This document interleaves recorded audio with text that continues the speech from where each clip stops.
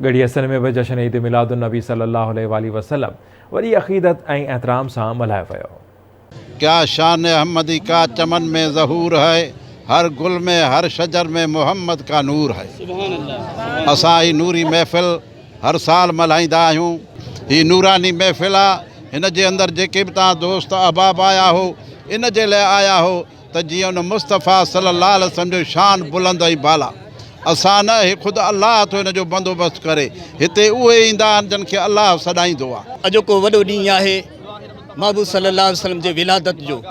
माशाअल्लाह असां सभु जेके नबीअ जूं ख़ुशियूं मल्हायूं था, इहा ख़ुशी अल्लाह जे मलाइकनि मल्हाई ऐं नबी जी अम्मा आमना मल्हायो ऐं असां बि पर इज़हार सां नंढा पोढ़ा जवान सब नबी जी खुशी मल्हायूं था कि मोहम्मद से वफ़ा तूने तो हम तेरे हैं, ये जहाँ चीज़ है क्या लौहो कलम ही तेरे हैं। इहो ॾिहाड़ो आहे जंहिं ॾिहाड़ जे सदके असांखे ईदूं मिलियूं, जंहिं ॾिहाड़ जे सदके असांखे ख़ुशियूं मिलियूं, जंहिं ॾिहाड़ जे सदके असांखे क़ुरान मिलियो।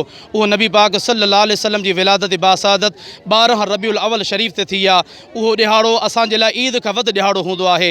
इनखे ख़ुशी सम्झी करे, बाइस बरकत सम्झी करे, बाइस रहमत सम्झी करे असां गली गली चौक चौक ते वञी करे जुलूस मीलाद मल्हाईंदा आहियूं। जीअं त हर साल जीअं हिन साल बि असीं वॾे जोश ऐं जज़्बे सां ईद मिलादुन्नबी सल्लल्लाहु अलैहि वसल्लम मल्हाए रहिया आहियूं। सारे माण्हू जुलूस में शिरकत कनि था ऐं इंशाअल्लाह जेसिताईं असीं ज़िंदा आहियूं इंशाअल्लाह ताला हर साल जीअं असीं जुलूस मल्हाईंदा रहंदासीं।